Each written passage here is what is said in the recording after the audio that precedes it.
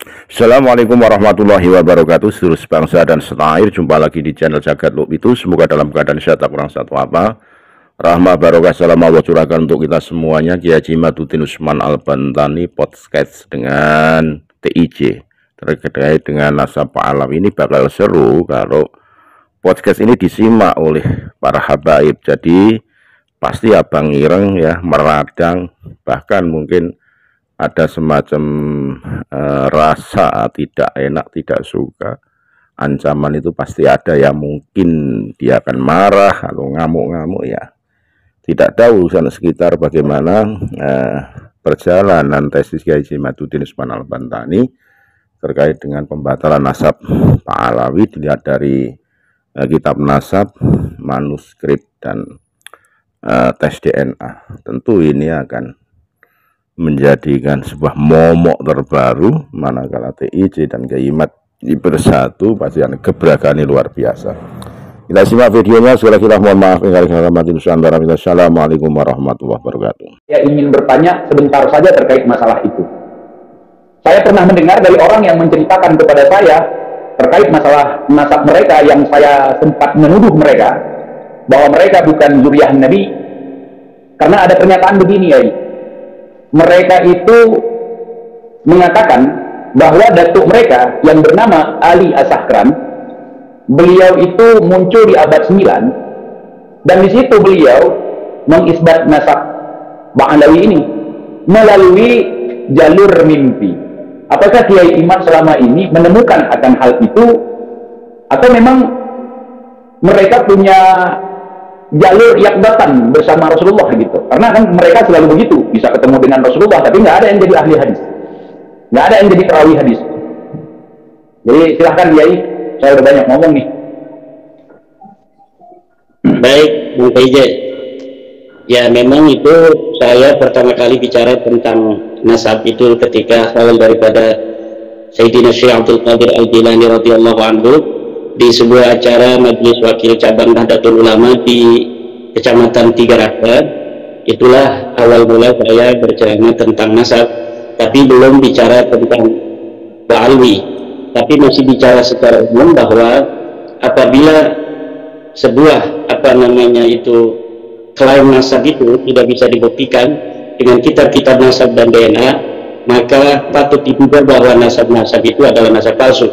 Itu 2022, yaitu bulan November. Saya itu berkesimpulan tentang tesis itu bulan Oktober. Sebelumnya adalah orang yang sama lakus bukan seperti yang lainnya, tetapi saya lebih mempunyai kedekatan dengan para habaib daripada banyak kiai-kiai yang memang dari dulu tidak ada hubungan. Di Banten ini sangat jarang kiai-kiai yang berhubungan dengan habaib, tidak seperti di daerah lainnya. Tetapi memang saya salah satu orang yang banyak berhubungan dengan habaib dari dulu.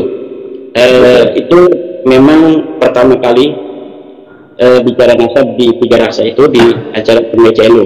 Kemudian terkait dengan apakah nasab Ba'alawi ini diisbat oleh mimpi pada abad 9, yang saya lihat dari kitab Al-Burqatul Musyiqah adalah kitab yang ditulis secara secara epistemologis dalam bidang tasawuf. Di dalam kitab Al-Burqatul Musyiqah Ali As-Sakran 895 Hijriah itu menulis silsilahnya, tetapi juga ditambah dengan kisah-kisah khurafat seperti tentang bahwa seseorang bermimpi bertemu dengan Rasulullah, bahwa dalam mimpinya aku titipkan di tarim ini adalah titipanku, siapa orang yang mencintainya maka dia mencintaiku, siapa yang membencinya maka dia adalah membenciku. Yang dimaksud titipan itu Ba'alawi. Jadi selain mereka itu membuat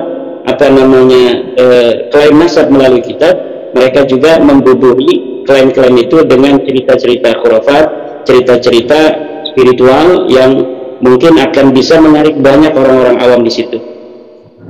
Ya, itu intinya dongeng ya. Dongeng, Dibumbui dongeng gitu. Baik. Berarti memang apa yang pernah saya dengar dari seseorang terkait masalah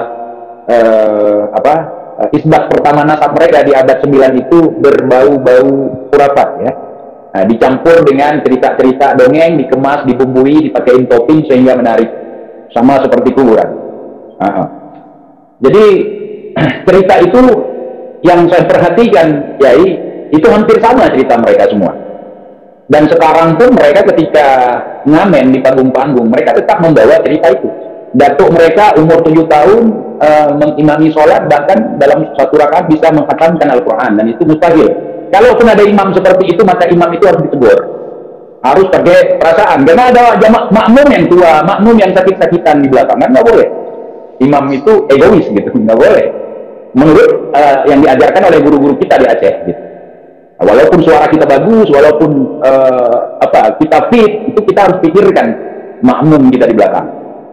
Ala kulli hal, sewaktu Kiai Imad membahas pertama kali terkait masalah nasab mereka itu, apakah Kiai Imad itu sudah menuntaskan tesisnya atau sudah menguji melalui universitas seperti yang digadang-gadangkan oleh Bang Rizik gitu.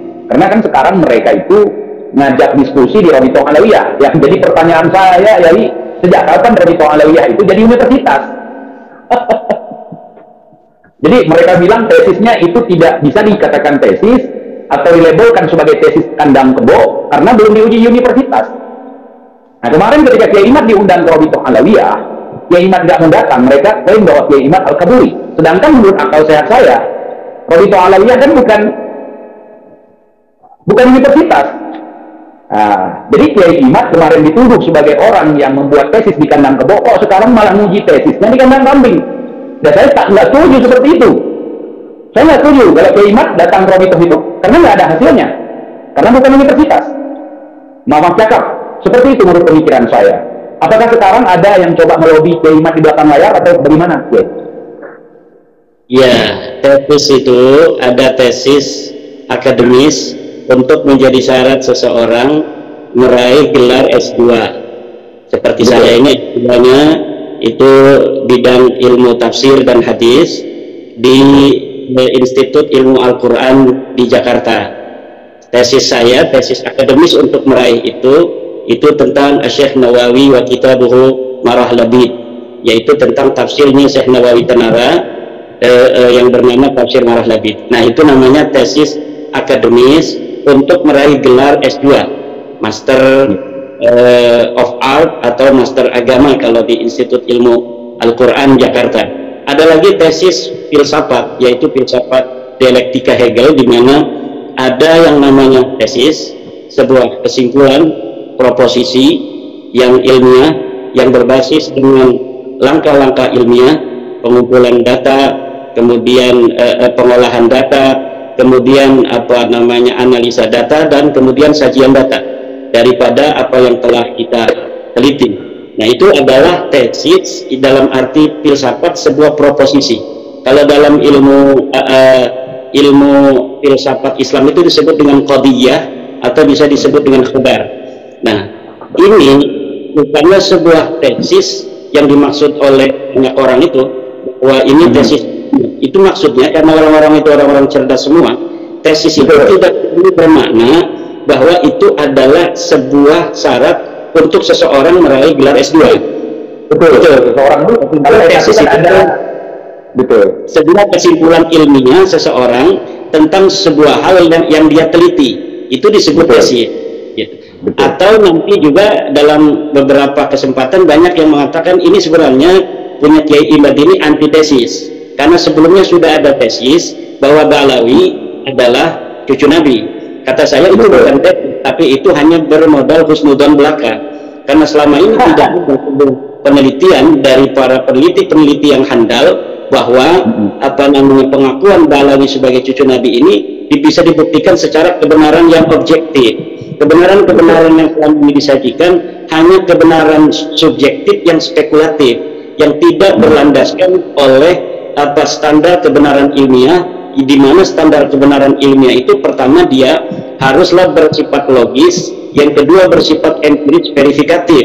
Nah, bagaimana sifat kebenaran dari tesis atau yang proposisi yang mereka katakan mereka cucu Nabi itu disebut kebenaran ilmiah yang logis apabila orang yang ada di abad 9 Ali As-Sakran 895 Hijriah menyimpulkan sebuah proposisi Ahmad bin Isa yang ada di 345 Hijriah mempunyai anak bernama Ubaid. Mang Ubaid ini tetapi sama sekali tidak ada data sumber sebelumnya, dimana kan ini Bang TJ ada sebuah teori kebenaran namanya teori koherensi, dimana dalam teori kebenaran koherensi sebuah pernyataan itu dapat diakui kebenarannya apabila pernyataan itu sesuai koheren dengan pernyataan-pernyataan sebelumnya. Sebuah kitab yang ada di abad 9 isinya dalam sejarah itu dapat diterima apabila sejarah itu sesuai koheren dengan sejarah-sejarah yang ditulis pada sebelumnya, apabila sejarah ini melibatkan sebuah tokoh dan kejadian yang ada di masa lalu, maka kitab yang abad 9 ini harus sesuai dengan kitab-kitab yang ada di masa di mana tokoh dan peristiwa sejarah itu terjadi. Sementara Nasab Balawi ini ditulis di abad 9, orangnya ada di abad keempat 345 Hijriah, tanpa ada koherensi, tanpa ada tangga-tangga di mana referensi ini dapat digali dari sana. Jadi dia ambil dari ruang hampa kemudian ditulis dengan khayalan. Inilah yang terjadi dengan Nasab Balawi. Nanti ini Gus Ajis ini yang banyak sekali dia mempunyai data. Kemarin Gus Ajis punya data baru di mana tarikh Ibnu Ihsan itu Bang Tay sudah ditahqiq oleh Abdullah Muhammad Al-Habsyi, sekarang ditahqiq ulang oleh Muhammad Ba'di, di mana isinya saya lihat baru selembar aja udah berbeda dengan kitab yang diklaim oleh Muhammad Abdul Al-Habsyi sebagai tarikh Ibnu Ihsan itu. Dan ini semakin kemudian kita terbelalak dengan sebuah nasab yang seperti Balawi ini yang diyakini banyak orang pada sebelum 2022, tapi ternyata nasab ini hanya nasab-nasab wayang yang sulit sekali untuk diterima akal sehat. Tidak logis sama sekali. Orang yang mempunyai standar sekolah SD aja ini sudah tidak logis orang yang sekolah SD untuk mempercayai nasab seperti nasab Balawi ini.